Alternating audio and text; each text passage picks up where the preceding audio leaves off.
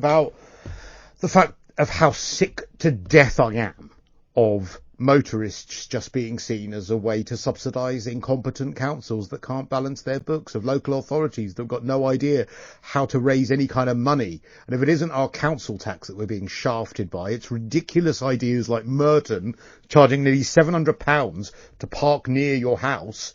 And the most moronic thing about that, it's based on emissions when the car is parked, for goodness sake. No one's driving it. So what have the emissions got to do with anything?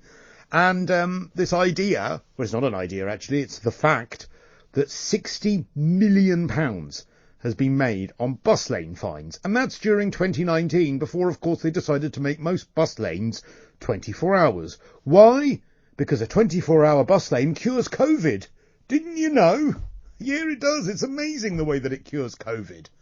Absolute load of rubbish. In a moment, we're going to talk to Donnachadh McCarthy. He's an environmental campaigner. But first, let's talk to the motoring lawyer known as Mr. Loophole, Nick Freeman, who joins me live via video link. Evening to you, Nick.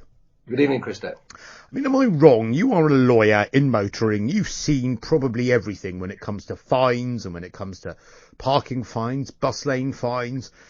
Is this the motorist just being used as a cash cow in order to subsidise failing councils and local authorities?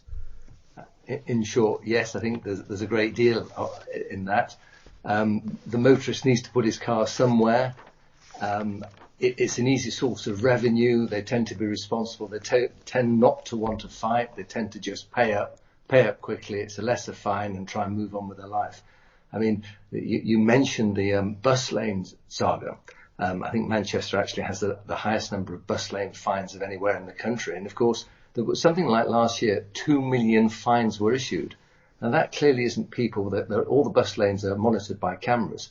So clearly what we have highlighted here is a problem where the bus lanes are not clear, the times aren't clear, when you can go, when you can't go. And now of course, we know they're going to be 24 hours.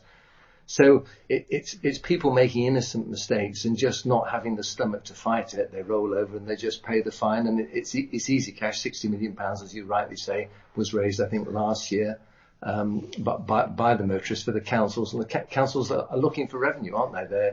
They're cash strapped. The roads are in a terrible condition. They've got serious financial problems. So who do we turn to? Let's turn to the motorist. You're so right, though, that they try and make it as complicated as possible because they don't do them all. You know, London supposedly has 24-hour bus lanes now, but they don't make all of them 24 hours. Some of them aren't 24 hours. It's the same. I used to ride a scooter before the condition of the roads made my back feel like it had been broken. And I remember getting a fine for being in a bus lane, even though you were supposed to be able to be on when I say scooter, I mean moped. And you were supposed to be able to drive in all of London's roads in the bus lane if you were on a moped. But then I got a fine, and I was told that no, it's only on TfL run roads that you can do that. Read the small print. Who knows? Who, when they're out on their moped, knows what's a TfL run? So in the end, you just don't end up using the bus lane. No. So it defeats the whole object of what they're trying to do, which is apparently keep traffic moving. Well, and they don't really want to keep traffic moving because the traffic lights are staged so that literally every set of lights you come to, they just turn to red as you reach them. But, with the bus lanes, you have the situation if you're going along a road and you want to turn left and there's a bus lane there and you're panicking, you're thinking, I need to move over, I've got to turn over. And you've got a very small distance for which to execute that manoeuvre. And people panic. You may have an emergency vehicle that comes up behind you. You get out of the way, you're going to get fined. So they're not clearly marked. They are confusing, and it's an easy source of revenue. And it's another example of the motorist being used as a cash cow, and there are, of course, many more. We're going to bring in Donnachadh in a minute, but before we do, I just want to know from you. I was just talking about how I once got a fine for going in a bus lane because there was an emergency vehicle behind me, and stupidly I presumed that someone dying in an ambulance would mean that I could move over to the bus lane, but that was before I realised they'd rather the person dies a slow death in the ambulance than allow people to move over. What's the most absurd, off the top of your head, fine for either getting in a bus lane or parking or anything like that you've encountered in your career as a motoring lawyer? A few years ago in Manchester, there were thousands and thousands of people fined for using bus lanes, and I discovered that the cameras that were used to impose these fines, to track these people, weren't in fact approved. And I challenged the council about it, and they lied and they said they were. And eventually they capitulated, and all those fines. So they were basically using unlawful cameras to track people who were driving in bus lanes, imposing, as I say, thousands and thousands of pounds worth of fines, which all, of course, had to be returned to those drivers at vast expense, of course, leaving them even more cash-strapped than they were before. So, to be honest, blatant dishonesty that was compounded by further lies when they denied it. And, of course, eventually they're going to get caught out with a lawyer who's going to be persistent. Which, of course, you are. Let's bring in the environmental campaigner, Donnachadh McCarthy, on this, because there's a pretty strong words there, Donnachadh, and I know that you are, I think it's fair to say, fairly anti-car. I don't know if I'm misrepresenting you when I say that, but blatant dishonesty, car drivers being fined to the tune of £60 million for straying into a bus lane, many of whom just make an honest mistake. I mean, surely you can't support that, can you? Well, listen to the two of you. You're like two old wives. It's extraordinary. We're talking about £60 million for the entire country for over around 460 local authorities, which works out around £2 a year per vehicle. This is a joke. £60 million is a tiny drop in the bucket of a multi-billion pound transport budget. We're talking about 27 billion alone being invested in new roads. And the issue here is trying to keep the bus lanes free so that the millions of people who want to get to work who don't have a car can get to work or school without having to spend hours stuck in a jam. I don't know. I understand the other story you want to talk about Merton, but that's a serious topic to discuss about what we charge for the use of public space on the road. But this story about bus lanes is a joke. It's a tiny, but it's not a joke, Donnachadh, because it's not just bus lane fines that people face. Fine, there is the 60 million story, but there's parking fines, there's congestion charge fines, there's fines to go into low traffic neighbourhoods. So it's a piece of a puzzle which all adds up to motorists being seen as easy prey by councils. And forgive me for thinking that shouldn't councils and local authorities be trying to make people's lives easier? That doesn't. Yeah. Well, they actually are trying to make the people's lives easier, because the significant number of people who don't have cars, which is the majority of the population, need to use public transport, and they're trying to make their journey to work safe and easy. I think that's a reasonable thing. And that's the thing about cash cow. Please, guys, we're living in a £2 trillion economy. The idea that £60 million divided between 400 local authorities, which ends up around £10,000 each, is a cash cow, is a joke. Think about how much they have to spend on the enforcement for that. It is actually not a profit. It's not a cash cow. It's a Daily Mail headline that's just utterly untrue. I mean, Nick, what do you say to that then? It's not a cash cow. It's only £60 million. I mean, only six. Go on. Look, if you look at it in isolation, of course, it's one small part, as you've rightly referred to, but it isn't a joke to those people who are driving along in all good faith, not trying to go into a bus lane. Very few people deliberately go into a bus lane. It will be a kamikaze course of driving because you're going to get a fine of at least £60. And, for people who are hard-pressed financially, who are actually encouraged not to use public transport at the moment, and we don't exactly know when they are going to be encouraged to use public transport, it's something they feel particularly upset about, not just financially, but I think also they feel they've been dealt with unjustly, and it leaves them feeling aggrieved, and it leaves a feeling of dissatisfaction. So there is some merit in what you say if you look at it globally on its own. Yes, of course, the actual cost of actually bringing this money in is probably more expensive than the money it raises. That I don't know. But it certainly it leaves motorists feeling very aggrieved, and £60 or £130 if you don't pay it within the appropriate time work, more if you live in London. It is a heavy pill for a lot of motorists, particularly at this time, when you look at all the other charges that they pay, the tax that's raised on fuel, the tax that's raised when you buy your car. And it's always going up, it's not going down. I appreciate the fuel levy, the duty levy's been frozen for a while, but I think that's going to move very soon. I mean, what do you say to all that, Donnachadh? Well, actually, I'm glad we've actually got agreement that actually the thesis that £60 million is a cash cow fleecing of drivers is that simply untrue.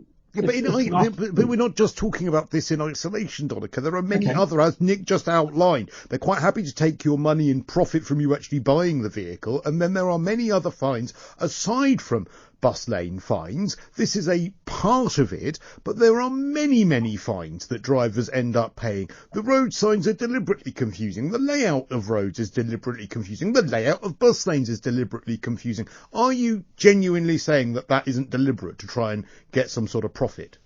No, I definitely am. I'm saying that because actually anybody who studies the finances of fines and enforcement will understand that across Britain, councils do not make a significant, in any shape or form, profit from it, because the costs of enforcement either are, I mean, for most, there are some councils make a modest, I mean, I'm talking about low millions, profit from it, but most councils, the cost of enforcement is that the same or actually more than what they raise in fines. It's not a cash Westminster made 69.6 million, Kensington and Chelsea 38.8 million, Camden 29 million, Wandsworth 28.4 million, Islington 26.6 million, Hammersmith and Fulham 25.5. England's cash-strapped councils made in total £891 million in profit in a year through parking charges. That's nearly £1 billion, Donnachadh. I don't think that sounds like just operating costs to me. Well, actually, if you look at how many people, for example, Westminster or Kensington and Chelsea employ for enforcement, you're talking about probably a couple hundred people. What does that cost to run per year? I would say substantially less than 69.6 million. Well, I don't have the figures in front of me for Kensington. Well, I do, luckily. But I did look at the figures for Cross London, and the average council in London is actually at a break even for their parking enforcement. I mean, what do you say to that, Nick? Well, actually, look, there is no profit in this. It's all about just trying to keep the system going. It's about just operating the system rather than trying to make money out of drivers. Do you think that there's any credit in that? I don't have the figures in front of me, but I don't actually believe that. So I think it is profit driven, and I don't really believe it's designed to keep the roads going. As I say, the traffic light signal, the automatic traffic lights, they're staged to cause congestion. We've also had the trespassing, the intrusion of these pop-up cycle lanes, which has been a complete disaster for the motorist. It's caused more pollution, etc., etc. It's something we may discuss. You've indicated that the councils throughout the country raise in profit, and that's the important two words, in profit, nearly £1 billion per annum.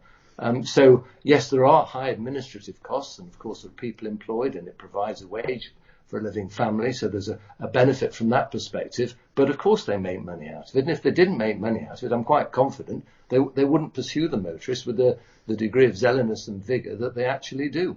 The motorist, as I've already stated, doesn't really want the argument. Why would 2 million motorists deliberately drive into a bus lane? It's like saying, look, I'd like to pay a bit more money, please. Here I am. They don't do it. They don't do it deliberately. They do it because the signs are confusing. And that is a way out if they can be bothered to fight it. But it just isn't worth the time and the effort and the expense ultimately in trying to do that. And they take the easy option and just pay quickly. I mean, the level of conspiracy theories with you two is just hilarious. But just look at the fact you just gave me. You divide. Hang about. Excuse me.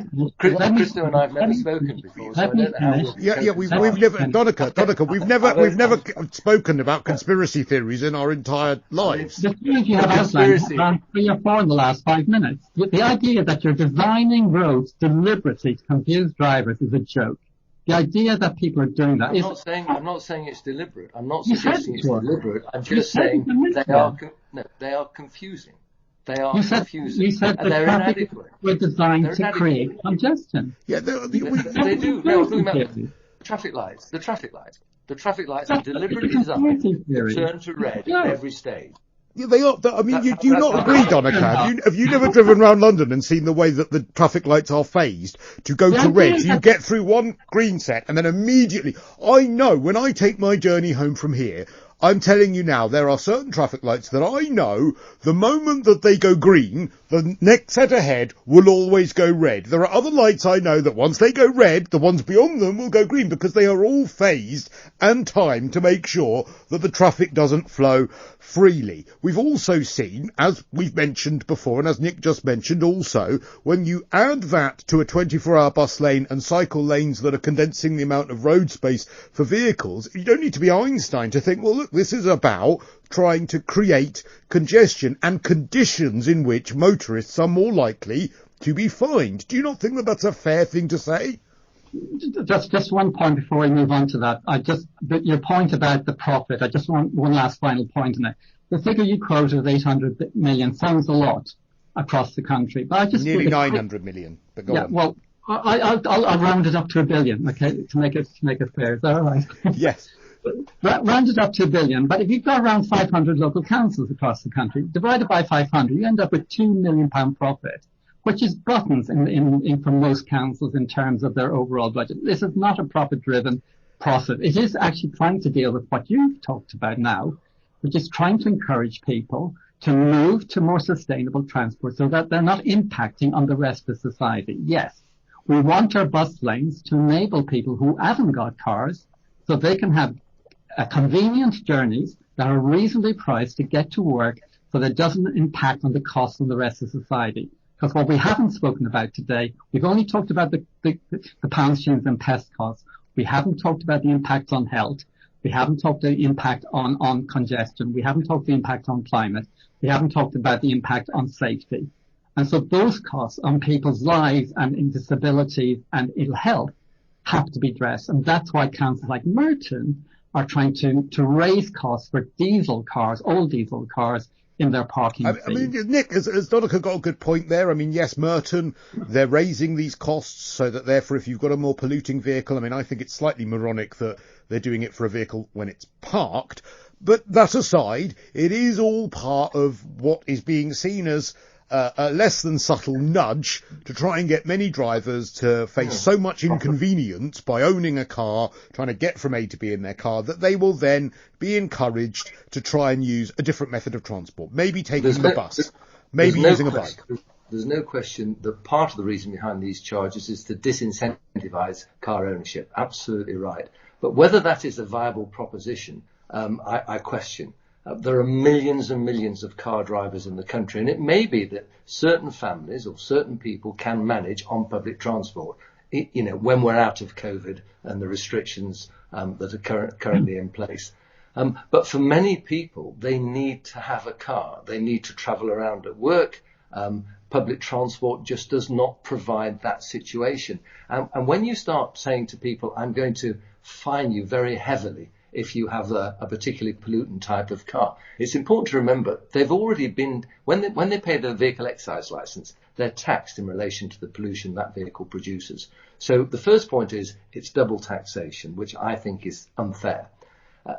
The other point is they need their cars, and people who tend to live with street parking are probably, and I say this with the greatest respect because it probably affects the vast majority of people, most people don't have private driveways and private gardens to park their vehicles. So it's the least wealthy, if I can refer to them in that way, that are actually affected by these charges, the people who can actually least afford to pay them. So it's not targeting the people who you thought should be targeted. It's targeting the ordinary working man or woman who needs her car or his car to get to work, to ferry the kids around, to do this, to do that.